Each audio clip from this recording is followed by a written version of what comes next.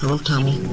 I get my promise, I'm here. I get my promise, I'm here. I hope you understand. I'm trying to help you while you're here. Trying to help.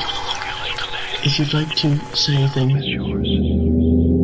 the room is yours. The room is yours.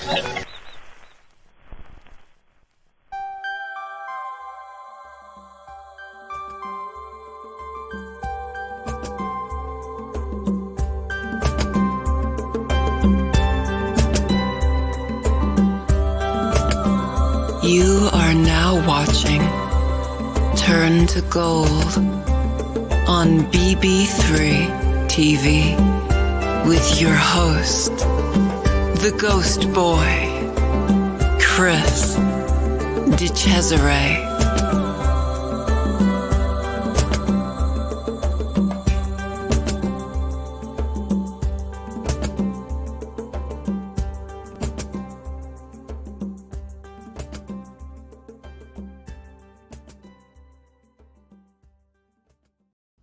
Hey everybody, welcome to Turn to Gold. This is Chris Di Cesare. End of September, we're approaching the Halloween time, which most of my friends really enjoy with the witches and goblins and skeletons. It's the time of the year where many parts of the country people are enjoying the fall weather. The leaves, the foliage are turning beautiful greens and golds and yellows and browns and reds. It's a time of year I really enjoy. I want to just take a couple seconds and send some positive thoughts and prayers out to all the folks living in Florida and in Cuba and Puerto Rico, parts of Georgia, who are facing the difficulty of Hurricane Ian. I myself have family down there, and we're keeping track with them. And one of my relatives, my aunt and uncle, had their roof blown off their house and a tree go through their garage, but they're still hanging in. So it's a scary, tough time. Some of the areas have now 2 to 3 feet of standing water inland. And so, nature can be a beautiful, beautiful thing, but we have to understand how powerful that it is. And I'm hoping that the folks who are down there survive the night and tomorrow can wake up with a sigh of relief and enjoy a good meal and hug the people they love. So it's pretty much to them for out there. Hey, Barry, it's nice to see you. I've known Barry for many, many years. He's a very kind person, a very nice person. He laughs at my jokes, which I appreciate. It's good to see you, Barry. Thank you much. And hi, Carmen. Carmen and I have known each other a little less than Barry and I, but she's a very nice person. It's great to talk to, great to speak with, very kind and decent. It's most of the people I have on here are really nice people. I'm very blessed to have friends who are kind, decent, considerate, and I really can pick up people's spirits in these tough times. And hey, Don, it's great to see you. Hello. I'll have to have you on here one day. You're a great person, great conversation, and we have to catch up on those things. And I have to get out to Boston and say hello and see that ship of yours. Not the minnow, not like a 3-hour tour, but a slightly more important, more impressive ship.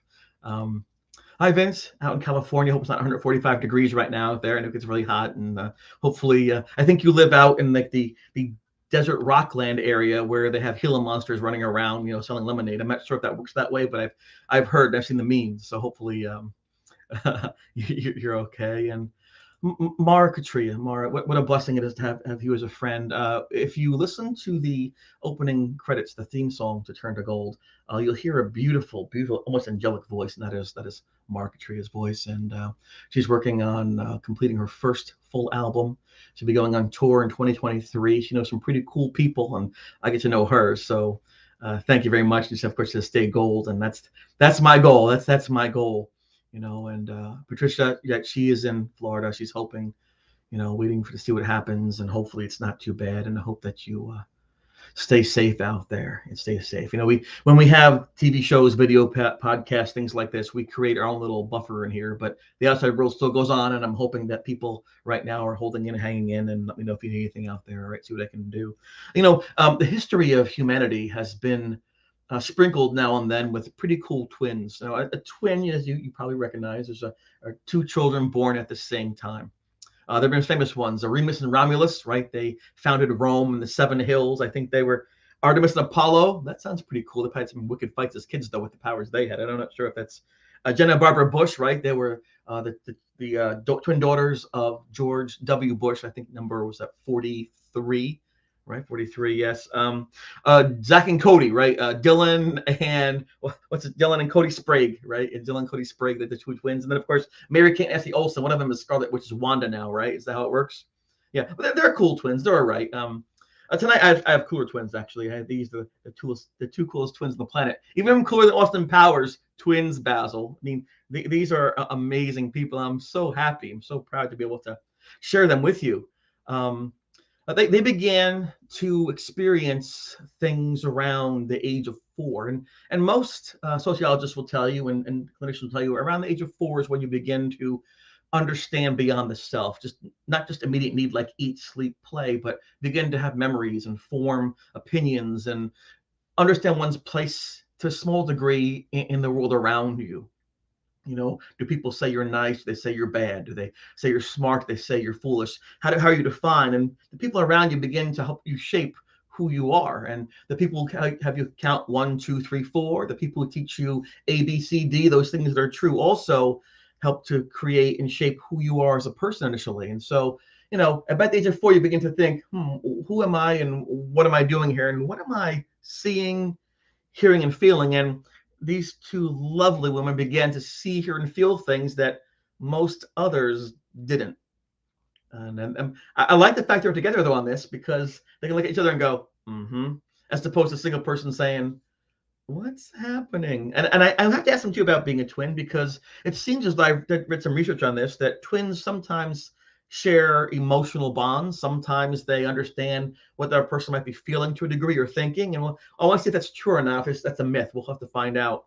You know, like, do they both like broccoli or not? I don't even know that answer, so we'll see. But as they grew older, they began to realize that these things, these interests in ghosts and haunted houses and things, which concerned their parents, as any parent would be concerned with those kind of things, had a history tied to them. There was a story behind these things. They were interesting, and they began to collect antiques to the family and historical militaria. And they realized that sometimes these things that you can hold in your hand and look at could glean and take on memories that can be shared, understood, and relived, which is a really amazing thing. Many psychics I've talked to, many mediums, say that they can actually hold an object or see a photograph and begin to pick up an energy, a vibration, a thought process, a truth associated with the person who held that or the location the object was in.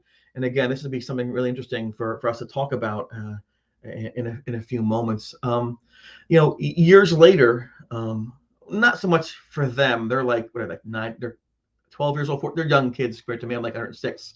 But years later for them, and $1.50 and 4 days for me, they reached out to me and said hello. And they had some pretty fascinating ideas about an aspect of the haunting that I was in. And I always appreciate when people take the time, well, number one, to listen or learn about my experience. It's very gratifying. But 2, to actually think about it and say, what can I add to this conversation? You know, what meaning can I contribute into this journey? Because as Jeff always said, my friend Jeff, the story wants to tell something. It keeps on going and pushing and involving more and more people, which can be a beautiful thing. And so on the topic of beautiful things, I am very proud now to call these 2 amazing women my friend. We've had one conversation online, person-to-person type of thing. The rest have been emails, messages, and Facebook and things like that. They're fascinating. They're amazing. They're wonderful. I love them so much. So please welcome on to Turn to Gold, Bonnie and Melissa Humphreys. Hello, hello. Hello. Thank you so much for having us on here. Well, I am psyched. You know, it's I was telling you before the show, back in our virtual green room, which really doesn't exist, but I say it does because it sounds cool, how I was very thankful that you reached out and said hello and began to share some of your thoughts about what happened to my friends and I in a very interesting and coherent way. But first, let's talk about the 2 of you. Now, my understanding is you live in the States, correct? United States of America? Yes. Yes. Are you on the West Coast? California. West Coast, California. California's pretty big. We're down in the, we're kind of a midpoint almost between LA and San Diego. If people are familiar with the Temecula wine country area, we're very close to that. Oh, very nice. So it's pretty, we've decorated for fall since it's still 90 degrees over here. Yeah, I noticed the skeleton. That's unnerving. Yeah. Very cool. Very cool. Yeah, I in class today, in my geography class at high school, I was pointing out that California, in its northernmost position, can go across to basically, New York, Pennsylvania, on the East Coast, and that goes down its lower point by San Diego to South Carolina. So California could actually be 5-6 states in the theory. It's so large, right? Yeah. We're down. And I imagine that the weather patterns are different in different parts, right? So you live in a warm area? Oh yeah, it's about, it feels like it's about 1,000 degrees outside the last few weeks, but I think it was 102 today.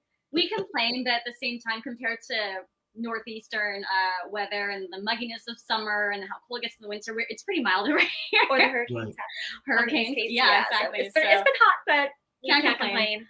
Well, that was cool in stereo. When I was a kid, I used to watch some shows that talked about the San Diego Zoo, and I thought, the San Diego Zoo. It seemed like Disney World to me or something like that. Have you been to San Diego Zoo or no? Yes, long time ago. It's been a while. It's been a really long time, actually. Yeah, I think we were in middle school or something last time we went there. Nice? Was it nice? That's where it was nice or not. It's really nice. It's fun. Okay. It's so we loved it. Yes, I'm so glad. I don't know why I always, as a kid, I go to San Diego Zoo. Now, I also know, I've heard it from a friend, that Black's Beach is the world's largest beach. They got no clothes on. I'm not saying they're good there, and I'm saying, but that's very famous. Yeah, it's very famous. So I know that too. So that's what I know about the San Diego area. There's the zoo and the beach. That's all I really know. So, but thank you very much for being on. And you mentioned too that when you were very young, 4 or 5 years old, that one or both of you began to see, hear, or experience things that most people didn't seem to. How did that start? Do you recall? And no, it's funny. The earliest one was that story when we talked to you once before. Similar to yours. We were very, very, very little, and our grandfather, who had passed away 16 years before we were born, would come to see us at night. And really? We didn't know. And we didn't know it was weird. He would come. It would only be at nighttime, and it wasn't scary or creepy. He'd come in and fully look like a whole 3D person there. His warm smile, or just pure love, and would make us laugh. And we didn't know at the time that we weren't supposed to be seeing him. So until years later, we kind of mentioned, and we said, we told our mom, it's our mom's dad. And we said, we miss Papa. And she kind of laughed and said, oh, well, I mean, you can't really miss him. You never met him. He passed away in 1970. And that's when it struck us that, that's true. That's not we haven't thought about it before. That's fascinating to me for many reasons. The first thing is that I like the fact, I appreciate the fact that this first encounter, series of encounters, wasn't negative. It was something very positive for you. And I really appreciate too how you didn't know that it wasn't supposed to happen. Your experience was that Pop-Up comes to visit and say hello, and there he is. And it wasn't until people said, well, you really can't miss him because that's not possible. And that must have been like a wake-up call. I mean, did you remember like how you felt about people saying that can't be? Since we were kids, and when we feel things, or we know how some kids will just blurt things out and have no filter, we were very quiet and very contemplative. And we observed a lot and thought about things a lot, and would kind of realize, I don't really know how to articulate this, so I'm not going to say it to anybody because no one else seems to notice what's going on, so I'm just not going to talk about it. Or if you tested the waters and said something and got a certain reaction, we kind of thought, I'm just not going to say anything else. But you were a team. But you were a team on this, right? You decided together, correct? You know what's funny? Actually, no. I can't think of a time where we consciously made that decision. We just operated that way. We just look at each other and just not going to talk about it. We just, You just knew that's what you're doing, not doing. We never discussed, maybe we shouldn't say this. We just kind of both kept it all inside and would think about it. And I remember that moment when my mom said, well, you can't really miss your grandfather. You never actually met him. I remember stopping and thinking, oh, she's right. Like, and at this point, we knew he had passed away when she was 16. We knew he passed away before, but just knowing that he'd come to see us, like, I for some reason never put it together. And when she said that, was the first time I really stopped and went, hang on. Oh, okay. Either we're crazy or something really weird was going on here that not a lot of people experience. So, but you were crazy together, and you already were having these. Thank God we have each other, because that way we know it's not just me. I'm not the only one, which was kind of your experience too. And when I read in your book was people outside of your head were experiencing stuff too. So it wasn't just in there. You're not crazy. We both were seeing things. We both were feeling things. So even if we can't talk about it, I know I'm not nuts. She's feeling it too. So I love that. I just want to say real quick to Tom Nally. Hello, Tom. Thanks for being here tonight. And if to Tom, we have to get Dom as well. Tom and Dom were the founders of the BB3 TV and network. And so thank you both for having me on the network. They're really good people. And hopefully Don's okay. He's down in Florida. So prayers out to you, my friend. Oh, yeah. So there you are. You realize at a very early age that we might be seeing and experiencing things that most people are not. Did you make a choice consciously or subconsciously just to keep it to yourselves? Or when did you first start to say to people, guess what I can do? We started, it kind of grew over the years. Our grandpa was one of the first ones we actually saw so clearly. But over the years when we were younger, it was more, we could feel things were around, and we love that we had this together because we test each other and say, okay, it's somebody else in the room. Do you think someone's here? Okay, 1, 2, 3, point in the room where they are. Boom. And we point the same place, or we would describe how they were sitting or standing. And so it kind of grew over time. And it was really in the last 2.5 years where things kind of exploded and got way clearer for us. And we're seeing more and hearing more. And the psychometry you were talking about grew for us. Yeah. So it was from when we were younger, very little through teenage years, you kind of start doing the, oh, well, yeah, we saw a grandfather, but it's just our imagination. I don't know. I can't prove this is real. I can't. So we just kind of brush that aside. And the weirdest things we'd have dreams, but they're dreams. You can't prove they're real. And then as we got older, we kind of pushed that stuff aside until just a couple of years ago. We were having a strange experience in our apartment we had just moved into. This one. Our smoke alarm was going off every night, every day, every night. Random times. For weeks. And we changed the batteries. We had maintenance come check it. Nothing wrong. There's no dust on it, nothing. It would keep going up. And we both started getting the kind of a sense of, okay, maybe someone's trying to tell us something. Right. And at this point, we didn't trust ourselves. We didn't think we could really do that. So we called a friend of ours who's very gifted, talented psychic named Ashley. And she told us, there's a man who you're not related to. He's not a friend. You don't know him. But he's trying to get a message to you. And then she said, by the way, both of you are a lot more psychic than you realize. So the things that you see in your head, it's not imagination. Lean into that and trust it, and it'll open up more for you. So based on her telling her, we both kind of thought, okay, let's test this out. Let's see if we can figure out. Encouragement. Mm-hmm. And she says, a man with a name with an H. And I said, Henry. Well, we this is how we like to operate now. We love, you saw through our research, we like to have evidence. We're huge on having proof behind whatever we see. So we love to do readings now. If we're going to read something, whether it's a room, an object, we do it separately. So we went into our separate bedrooms and said, okay, sit, try to tap in. Who is this guy? Write everything down. And then we'll compare notes afterwards. And boom, boom, boom, boom, boom. Everything was matching up. But in this one particular, she said, it's a name H, Henry. I said Henry. She said Howard. So I kind of thought, oh, well, maybe something that's maybe close. We're not. It's close, and maybe we're not getting it. And then we decided to research the history of our city, where our apartment stands. And turns out this land used to be this massive ranch by a man named Henry Howard Sykes. And that's the first time we both went, right. No way. Okay, so we thought we were wrong, but Henry and Howard Sykes. And it turned out his home, and this was in the, what was it? I think it was the early 1900s or late 1890s. 1920s, I think, 1920s, 1930s, maybe late 1920s. Their home, his family home, actually burned down because they were out at a friend's house for lunch and someone had left a oil lamp on, and his home burned down. And we realized the message he kept coming through. We kept seeing these flashes of candles and fire. And when we did the research and thought, oh, these visions we saw of the fire, this is matching up. His home burned down. And turns we figured out the message he had for us. We burn candles every day. We love candles. We have a candle lit at all times. Oh, I see. Okay. And it was making him a little nervous, apparently. So after we figured out their history, his house burned down. Out loud, we said, "I'm sorry, Mr. Sykes. We're sorry we worried you. We'll be very careful. Thank you for trying to warn us." Protect us. After that, alarms stopped going off. Completely stopped. It was apparently Mr. Sykes was worried that we had candles burning and was trying to tell us to be careful or something. But as soon as we told him we're sorry, we'll be careful, it stopped. So that was our first kind of haunting experience here that we were able to connect to and find validation. And that's already more than a lot of people experience in their lifetime in terms of interacting and gleaning and understanding things. It's a pretty cool thing. Do you view the ability to hear and see these things as a gift, as a curse, as a burden, as just it is. How do you view having this talent, this skill?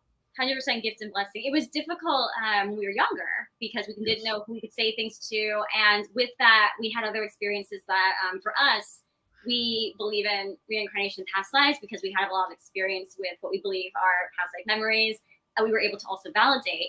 And again, those are things that you can't always be super open with. And sometimes they're intense, sometimes they're kind of violent memories or dreams, or these are all things that we're able to research and find very specific things we were dreaming or seeing or remembering details. And we were able to research and go, oh my God, that actually happened. Real. That was real.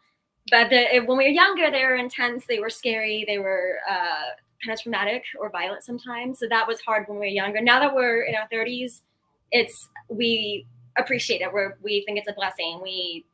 It's not something that share dreams. Would you share dreams as a kid or no? Or did you have the similar dreams sometimes, or are they just different and you shared them with each other?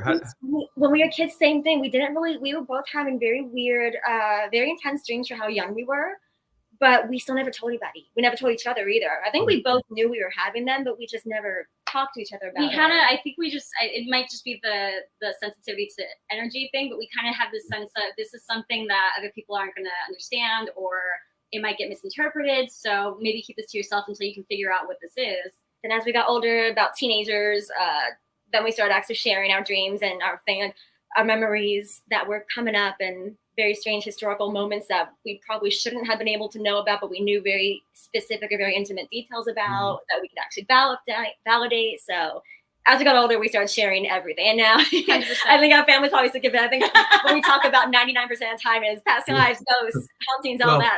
Yeah, it's the twins. Okay. We're very open with it now. Yeah. I love that. And, one of the things you're mentioning was the fact that initially you're kind of quiet with it. Over time, you began to be more free with some information. I was amazed by the concept. You both got one of the two names, like first and middle name with the H's, because it kind of puts the puzzle together. And I remember back when I was in college, Jeff was asking people who were in the college if they were going to give the ghost a name, what name would you give it? And my uncle had a parakeet.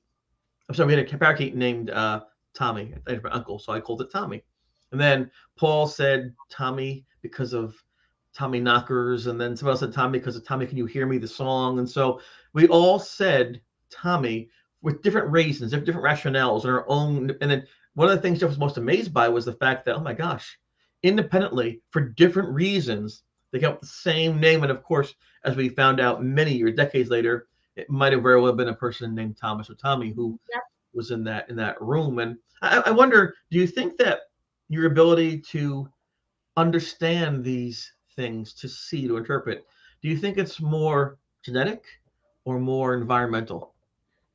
I think it can be both. It depends on the people, but we've talked with you about this before too. Yes. We have a big belief in reincarnation, so we think a big part of it is tied to that, and the memories that we had were for a purpose. There was something we were supposed to work through and learn from and heal from to move forward. So we think it is heavily tied to that, but we're also the belief, just like you were saying, that people, we believe that, like, whether you want to call it guides, spirits, whoever it is, they'll use whatever we know that's familiar to us to get the right idea, the right name, the right thing. So it makes total sense to us that everybody was coming up for different reasons. It was popping up for them because they were being shown or being given something that was familiar to them to get the name Tommy. So we believe everybody has these abilities. It's just a matter of believing it, leaning into it, not shutting it off, not being afraid of it, if you're open to it. I think everybody has varying degrees.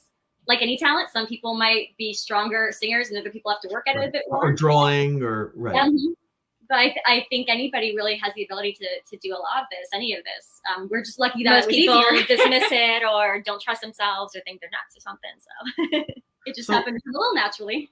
You both developed this understanding young in life, and for most of your lives now, you've had this understanding. There's some other thing. There's a world, a platform, some type of thing out there that interacts with the physical world that most people claim not to see.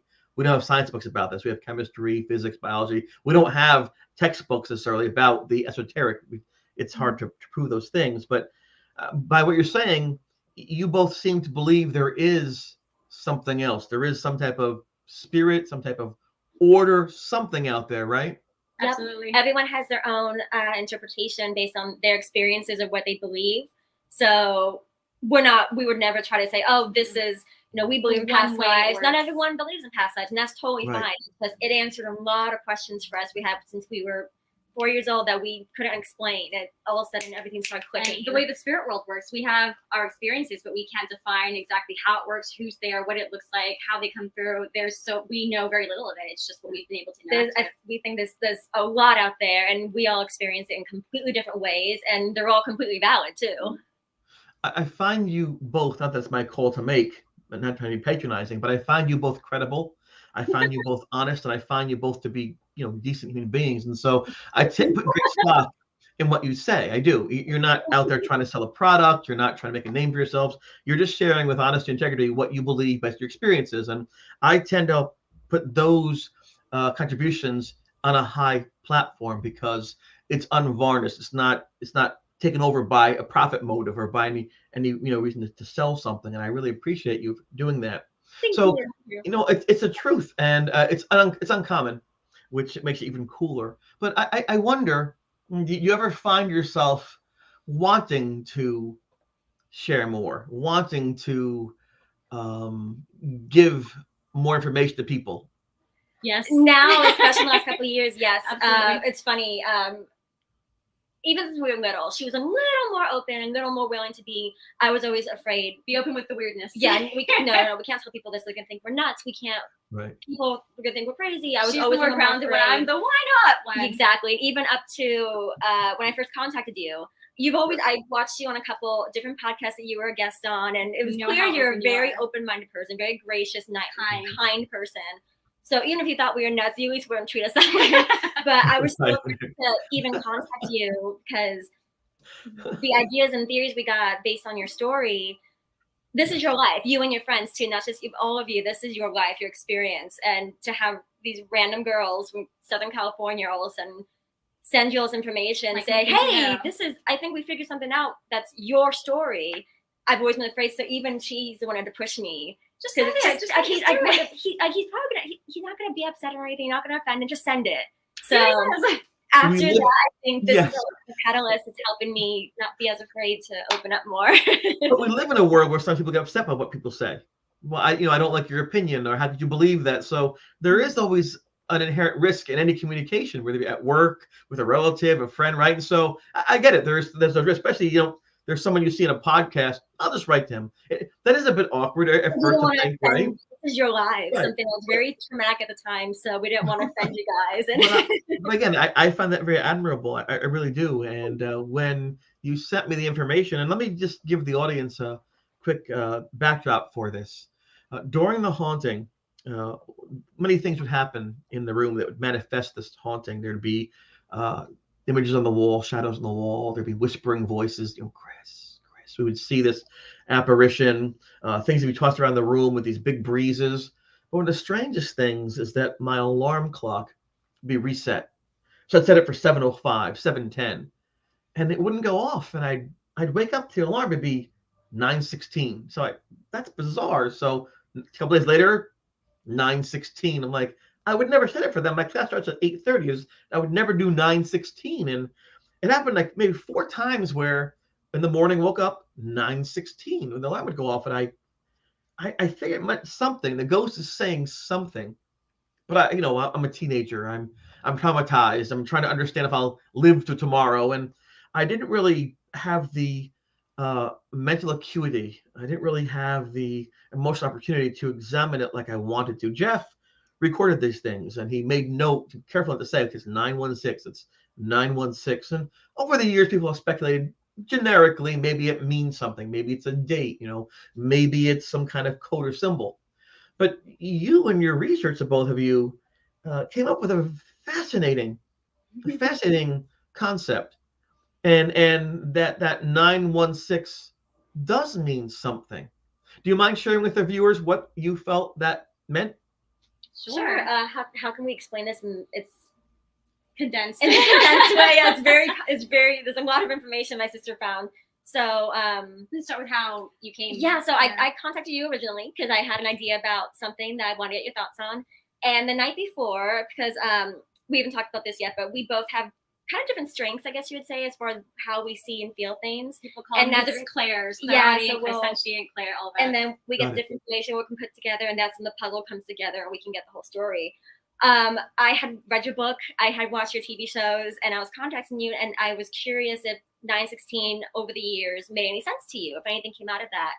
And I was about to meet with you the next morning, and I think it was like 10 o'clock at night. 10:30 at night. And I just walked over to her because she didn't know anything. I felt like I was too close to your information. I said, "What does 9/16 mean to you? If you 9/16, is that? Can you think of anything that might mean if that were some kind of symbol or message?" Right.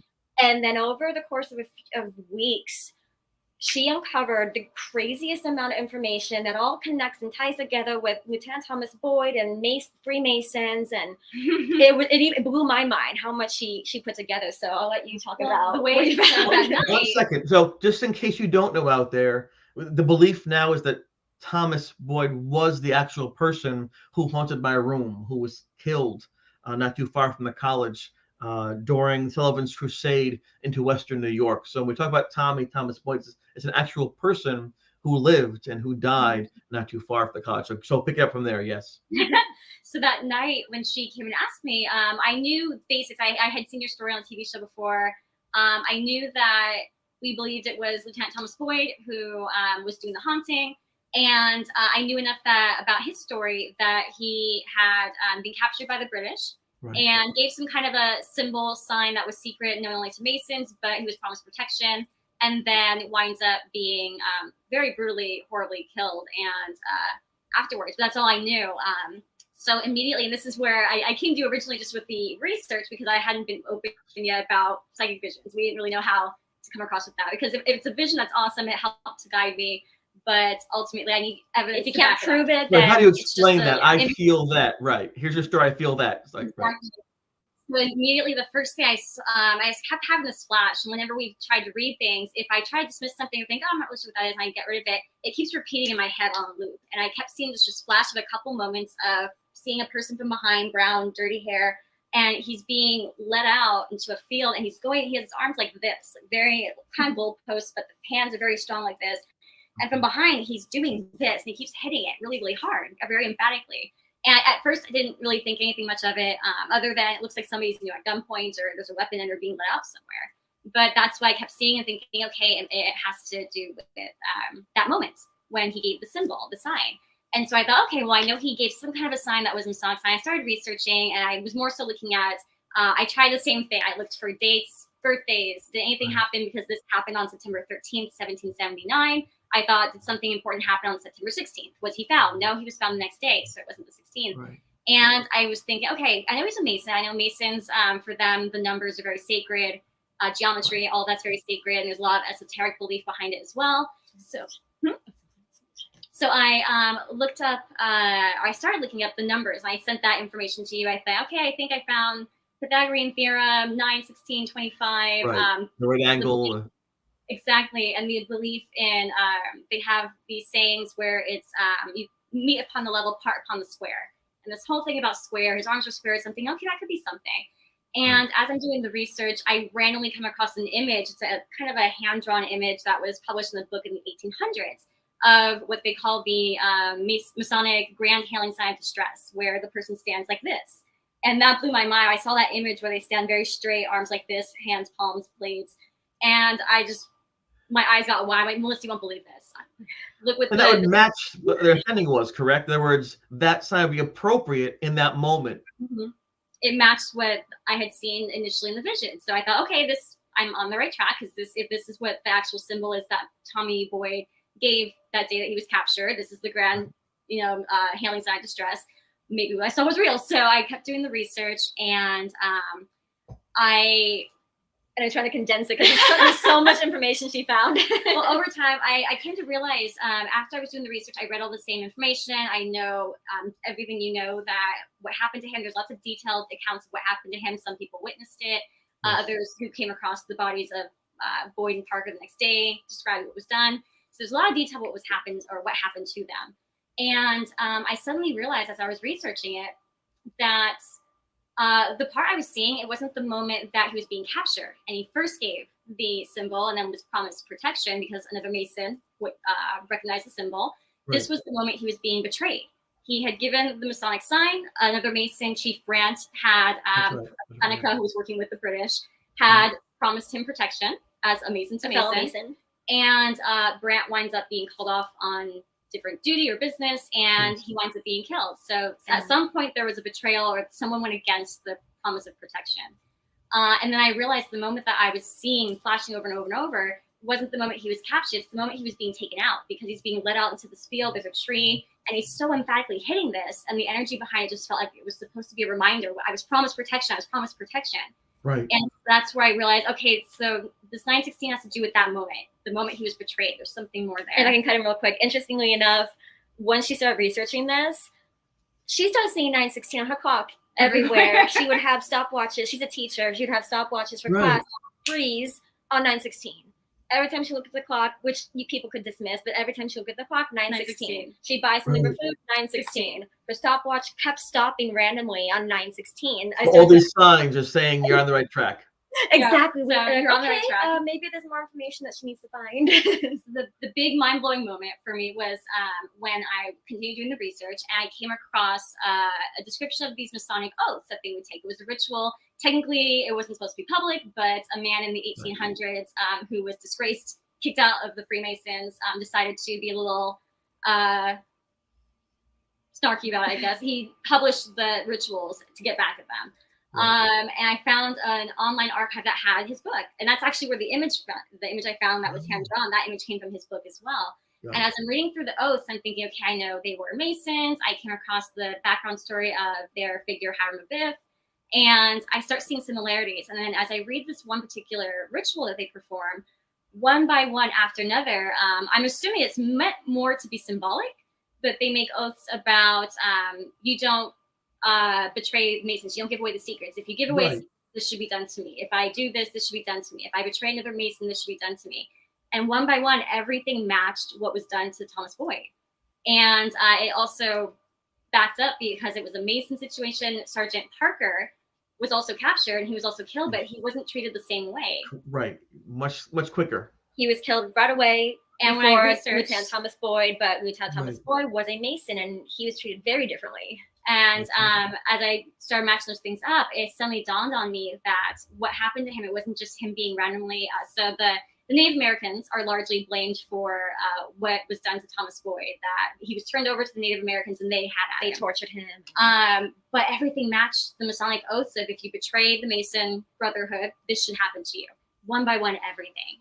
And it suddenly hit me that it was another Mason who very purposely, I believe, betrayed Thomas Boyd and ordered these things to be done to him. Yes. And I believed it to be the other man involved, who was Colonel John Butler from the British.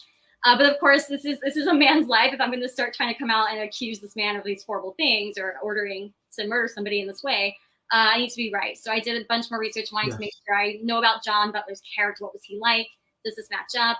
And all the information seems to back it up. And that's when I told Melissa, I think I figured out what 916 means. I think Thomas Boyd may have been trying to say this wasn't just the Seneca Native Americans who did this. This is actually another Mason who ordered this on purpose because he saw me as a traitor. Traitor, exactly. Right. And then there's some others who, a lot of the research and a lot of the letters or people believe out there think that they killed Tommy because he didn't talk. He refused to talk. So Butler had him executed and had him killed and he was tortured. And then there's a few people out there who think he did talk and then that's why he got, or he was a coward. He's trying to save his own skin. And the proof behind that was actually a letter I also found. I think the research is also in your book, in the postscript, that Colonel John Butler wrote a letter the very next day, September 14th, 1779, with all this information about the Sullivan expedition, how many there were, where they were camped, how much ammunition, how much food, their plans. They knew everything. And so it seemed pretty clear. Tommy did talk. He talked. He gave information up. And there are some accounts that seem to think, okay, so this man wasn't the, patriot everyone thinks he was. He did give the information up. Maybe he was trying to save his own skin to not be tortured or killed. And then when I had that thought come across my mind is the next time I had a flash, of the same person, I believe to be Thomas Boyd, perhaps because he has the brown hair. And there's a book, and he's pointing really just emphatically at this book. And so I keep reading the ritual, and honestly, not that far down from where I found all the notes about the physical things that happened to him that match the Masonic ritual. Right. There's also the 2 notes about if a Mason makes the grand hailing sign of distress, if they are worthy, you promise protection no matter what. Doesn't matter politics, any of that. Your brothers. Right. It goes beyond anything. It's a brotherhood. Which we know that's what Brent did. Did. He was on the other side, but he promised to protect Tommy. He honored the oaths. He honored the brotherhood. Right after that becomes another oath where if you have the ability, if you know of any impending danger coming to another brother and you think it's worthy, yet they deserve that, you should tell them, warn them of the incoming danger. And that's where it suddenly hit. I don't believe that Thomas Boyd gave the information up from threat of torture or that he was a coward or that they broke him. He was honoring, I believe, based on the research, he was honoring the code just like Brent had done for him. I'm one Mason promising protection. So as a Mason, I took this oath as well. I'm going to tell you about this incoming danger. Yeah. And, when we go back to in this conversation, the initial encounter that I had with this spirit, this person, during March of that year, I was in a common area with a bunch of people. There's a little party going on, and I looked out the window and I could see beyond the darkness. And I saw there used to be a tree there. The tree's cut down now. There used to be a tree outside that window, and I saw the ghost. He was like hanging in this tree, and his eye was gouged out. His fingernails were like missing. His intestines were coming out of his stomach.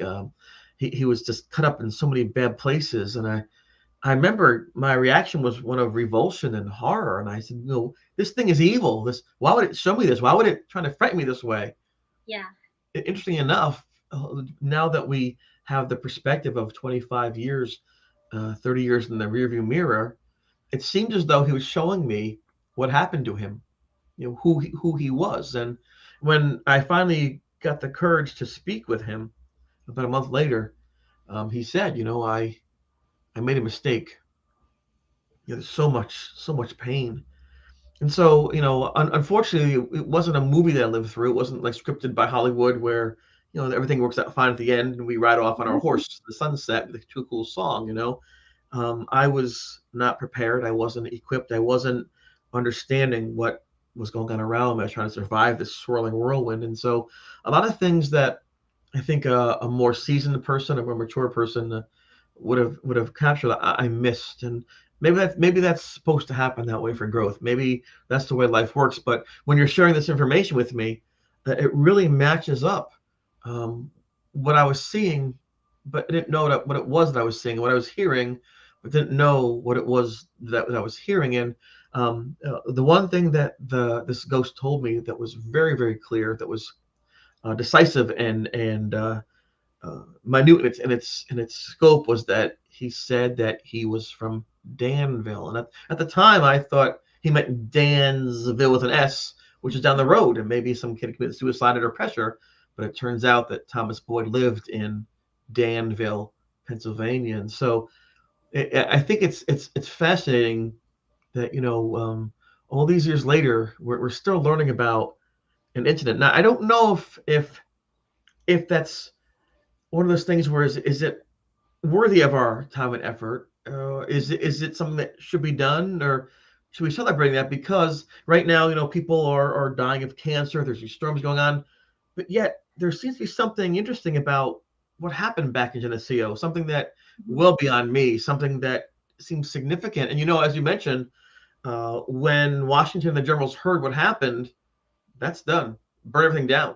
When the Native Americans were blamed for this horrible torture of this young man, that was it.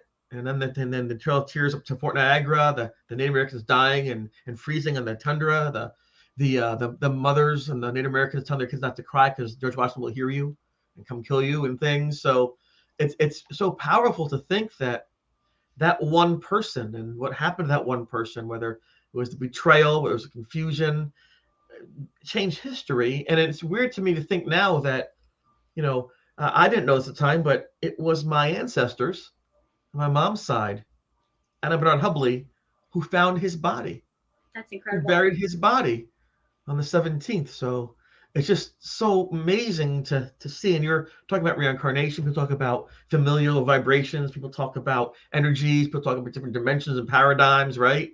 Mhm. And it just sometimes my brain gets a little fried by how much more this has become than some kid going in the hallway. and I can tell you honestly, and I'm going to go back to asking you some questions.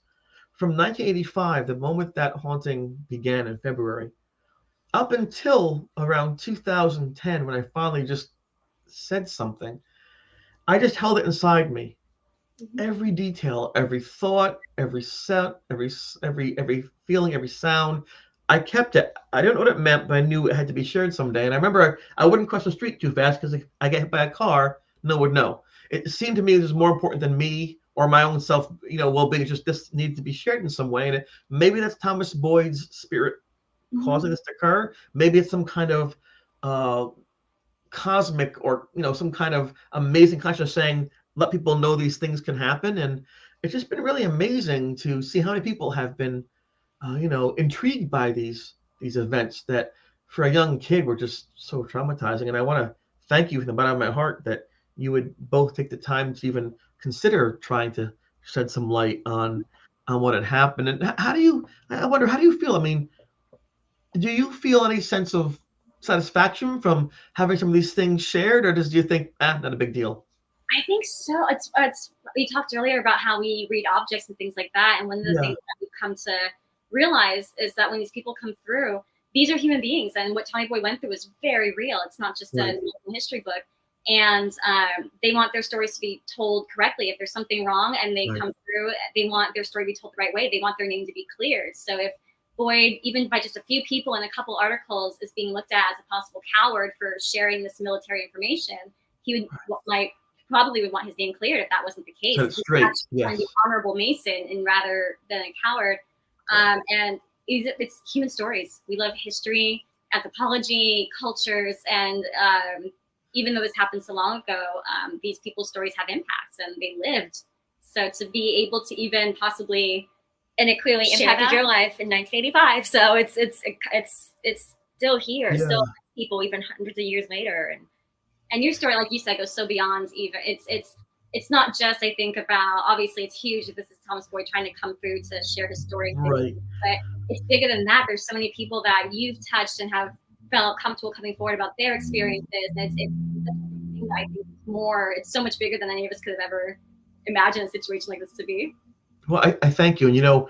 And, looking back, I think what the tone for me was when I talked to him that one final time, and he really wanted to speak to me for months, and I always fled and threw things at him and ran and yelled. And that's the truth. And finally, I got the courage to go in there. And it was a strange thing. I had this nightmare that all my friends were dying and watching them all die, and I can't say them. So I woke up like, terrible night. We're all sweaty. I have a bad nightmare. It feels so real, and your heart's all like beating fast. So I just went across the hall to the bathroom at college to take a shower and cool myself off and just clean up. And there's a gentleman named Craig Norris in there who lived down the hall. And he said, listen, you have to do something. I mean, people are getting hurt.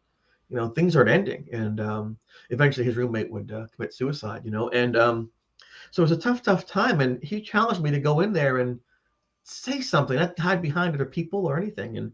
And so I said, okay. And I thought it was a little crazy because he just got attacked by this thing less than a month ago. And I remember that I went to get my clothes. No, you go in the way God made you. So here I am going into my room, butt-ass naked with this killing ghost in my room. Like, what is going on? But I always trusted people. I always trusted people to give me guidance when I didn't have it. I've always been a nice person. I didn't always get the big picture. And so I rely on people's kindness, generosity, their ideas to help set my sail. And so I went to that room, and the one thing that I said to him that seemed to matter the most, I said to him that, whatever you did, whatever wrong you committed can be forgiven. Somebody still loves you. And I think it seems like hearing that was what he needed to hear, that no matter what the rumors, no matter what the history, you're still loved. I mean, you're still important. You still matter. You can be forgiven for whatever it is, just breathe, find some peace. And ironically, as anticlimactic as it is, no sword fights, no explosions, no demon battles, just a conversation saying to find peace it seemed to work. And again, that I think really ties into the theory that you have about him trying to say, look, this happened, and look, I knew your relatives, I knew your great great great great great uncle and grandpa. You guys have the record straight for me. You run by my tree every day, and this is not right. And then you're blaming the wrong people for these things, and then war happened, and I just feel so terrible. Big mistake, so much pain. And I think it was more than him. I think it was the whole situation was a very painful one. And I can imagine if you're a thoughtful person and you think your last moments are being twisted and subverted to hurt other people. People sometimes say that ghosts sometimes will hang on to do unfinished business, to try to set the record straight, find the killer, or things like that, or find where their insurance papers are hidden, things like that. But I and we joke about that sometimes, but I really think that in this case, maybe he was just waiting for someone to come along that could hear him or see him, much like you hear and see, and maybe have some kind of conversation. And in spite of the fact that I was so flawed, unlike you do a much better job than I did at that, it seemed to have worked because of people like both of you and Jeff and Alan and Mara and Craig and Linda and all these people through my life, my mom, who've Dr. Kessler, Father Charlie, who've stepped into the fire, have walked into the strafing and said, let me help you out, let me walk with you. And I think it's pretty amazing, right, that all these years later, there are people still joining on this journey for knowledge, understanding. And I wonder, when you talk about your gifts and how you use them, because now it seems like you're pretty comfortable with them. I mean, what do you think happens next for you? It's funny you say that. It's so weird because even just contacting you, reading the book, have you ever had felt like you had to do something, and even if it made zero sense, it felt like nothing's going to come out of this. It feels right. You just had to. Yeah. So me watching, I mean, it's weird to say, I loved your story because it was a traumatic thing for you. But when I saw your show on School Spirits, and then later on my ghost story, I think it was. Yes. Yeah. There was something about your story that stuck out. Yeah, that I kind of got. I don't want to sound like a weirdo, but kind of got obsessed with. It was fascinating, and then. It came on a rerun, and I saw it, and I decided to try to look up more information about who this person. Because in the show, they don't mention when this person lived or who Tommy Boyd is and when this happened. So I wanted to find out more information. That's when I found your book, and I got all excited. And in the film, and Bonnie got the book for me, and I was so excited to read it.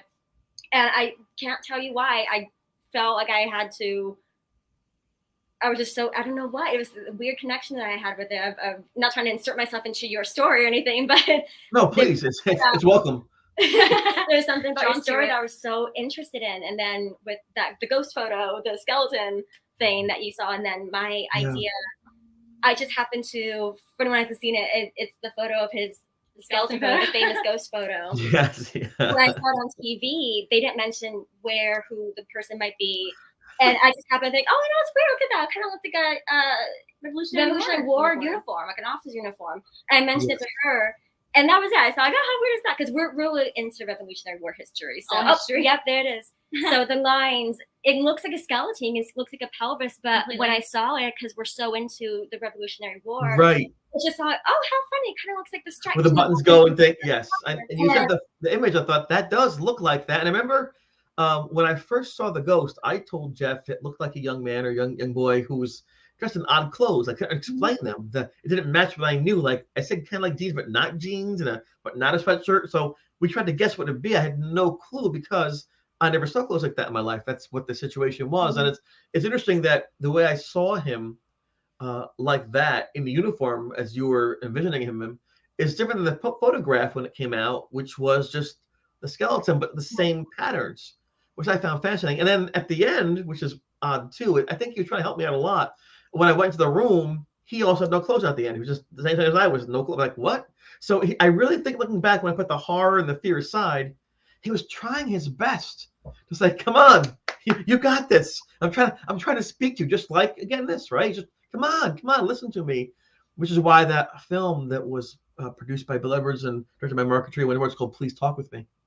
Please talk with me. I mean, I want to share this. I want to get this out there, and I always thought it's kind of a cool thing that there's been a look at some of those things, and here is the the director who won the awards for that film, and she writes really excellent research to Melissa and Bonnie. Outstanding show from Mara and Jeff, and so there you go. I mean, that's and then there's Mr. Bill Edwards, right? He's someone who's a Mason who wrote the postscript to the book. So, yes, how cool is this, right? So all the folks that you watched and read about and learned about, they're all saying thank you and nice job. And for all of you who were so, and this was your lives, willing to entertain our theories and ideas, you have no idea how much we appreciate how kind you've all been, and just taking the time to read our theories and talk to us, and it means a lot to us that you would take that time and be so gracious. We're really appreciative of it. Well, I don't know if you can tell, but I'm fanboying on you now, and so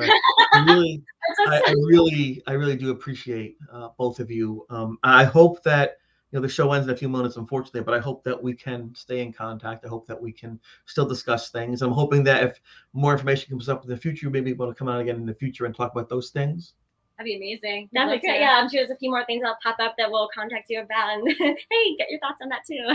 And this is Mr. Alan Lewis, who was the first person to investigate the haunting, who found Father Charlie, and who found Paul Anderson. So a lot of nice folks here who've been by my side for many years, who have pushed me forward, or saying thank you as well as I can ever do. So I hope you understand that. And this was not planned out. I'm happy they're here. I'm happy I listened. I hope you liked it. So welcome to the family, I suppose.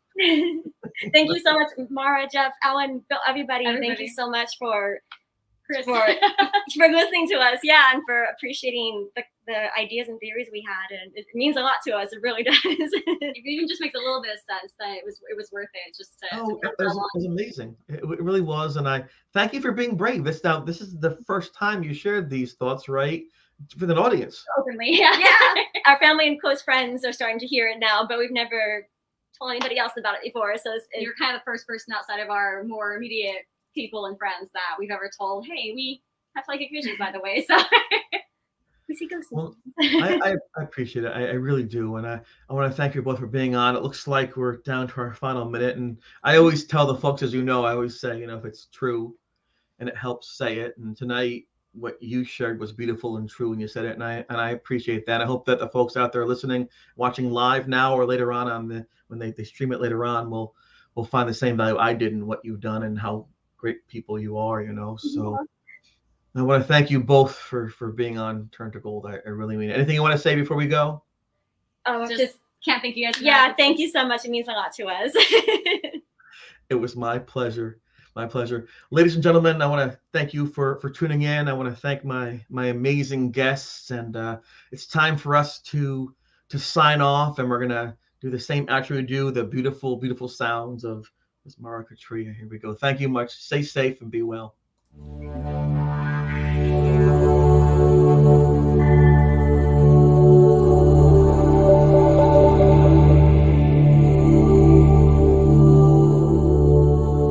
This has been Turn to Gold on BB3 TV.